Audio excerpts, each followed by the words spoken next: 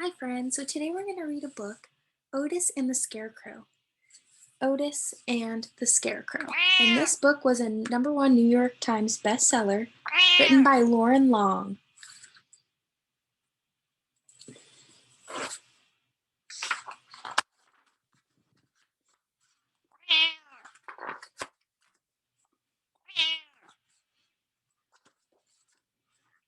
It was summer when the Scarecrow first came to the farm where the friendly little tractor named Otis lived, back when the corn was tall and ripe.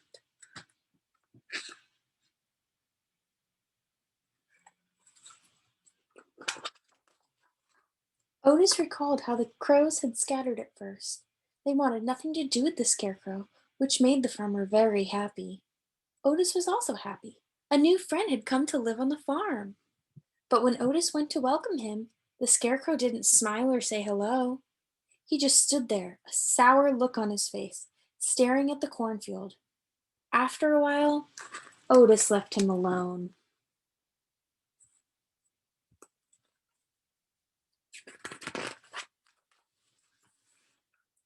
When the farm animals came by to greet the Scarecrow, once again he didn't smile or say hello.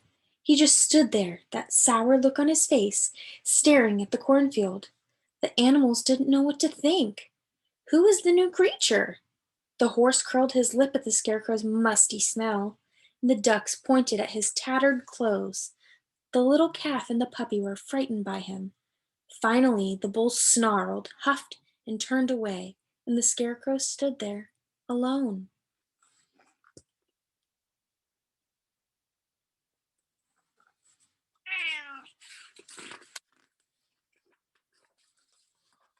Summer passed, by and by. The crows came back around. They perched, picked, and pecked at the Scarecrow. Otis noticed that the Scarecrow didn't shoo them away. He just stood there with that sour look on his face, staring off at the cornfield. Otis puffed a soft sigh and turned to catch up with his friends.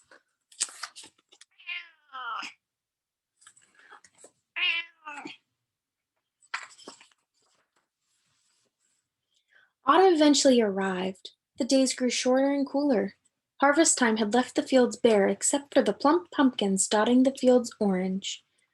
Otis began pulling wagons filled with children eager to pick out a pumpkin to carve into a jack-o'-lantern. The farm looked different, but Otis loved the jack-o'-lanterns. He loves the changing seasons, and he worked and played as hard as ever. Put, put, puff, puttity put, chuff. It was a splendid time on the farm for being together with family and friends.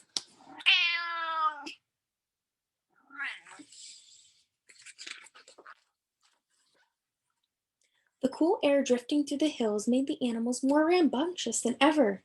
A simple game of follow the leader turned into a reckless race over the rolling hills. A game of hide and seek turned into a rowdy rendition of Ring Around the Rosie, the animals playfully circling Otis as he sat counting 1 putt, 2 puff, 3 puffity, 4 chuff. When Otis tuckered out from all the games, he headed up the hill to the apple tree. His frisky friends would join him, and when they were all sitting together, Otis would challenge everyone to a different game.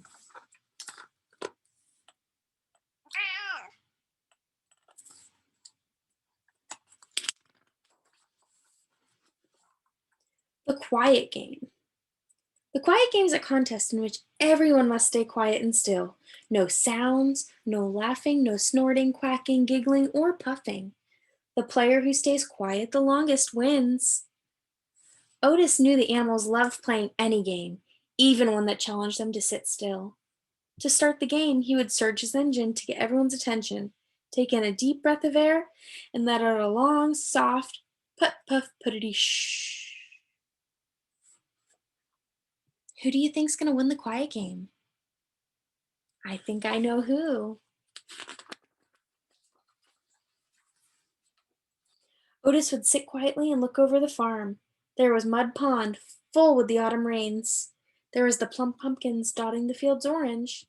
There were shocks of corn folded in a row. And there still was the Scarecrow, all alone, staring sternly at the empty cornfields.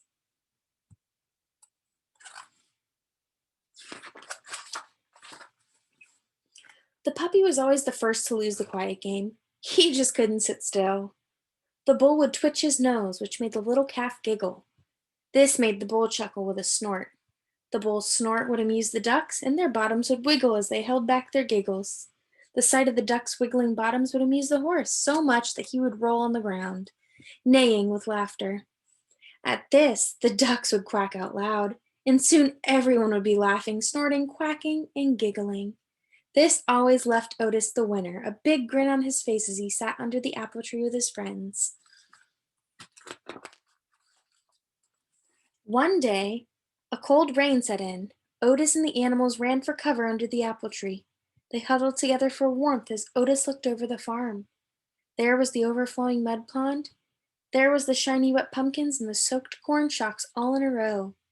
All there, swaying back and forth in the cold wind and rain, was the Scarecrow. Otis couldn't take his eyes off of him. He thought about how the Scarecrow must feel, all alone in the rain, all by himself. I'd be sad, cold, and wet. Otis stood up.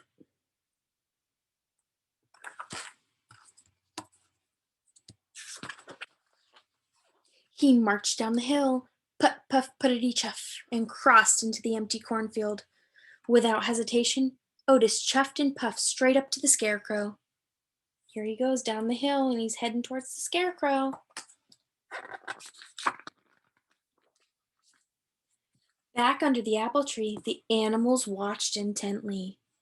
I wonder what he's going to do. Here he is, climbing up to the Scarecrow. Otis looked up into the painted eyes of the Scarecrow and smiled. The Scarecrow didn't smile back. He just stared off at the empty cornfield as always. The two of them stood quietly in that great big field as the wind and rain battered them. Then Otis turned his body around and backed right up alongside the Scarecrow, and with a chuff, he sat down next to him. Look how angry the Scarecrow looks.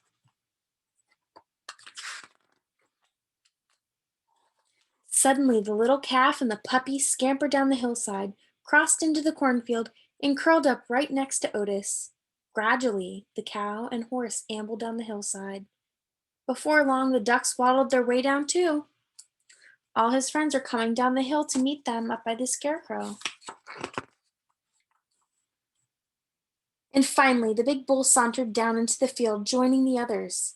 Otis surged his engine to get everyone's attention, took in a deep breath of air, and let out a long, soft put, puff, puttity, shh. Otis and the animals sat quietly. They're playing the quiet game with the Scarecrow. Who do you think's going to win this one?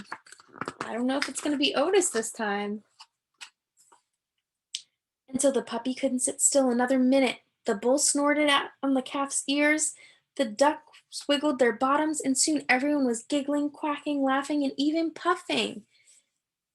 Everyone except the Scarecrow, of course, who never uttered a sound. How did he stay so serious? Yet, as Otis watched, he couldn't be sure, but he thought he might have seen the Scarecrow smile. Either way, Otis thought, the Scarecrow didn't look so lonely anymore, surrounded by friends. The end. I hope you guys like this story as much as I do. It tells a story about friendship and making friends with people that we don't think that we might be friends with, and making people feel included, even if others don't want to make them feel included. Got to take that first step and be kind. Have a good day, everyone.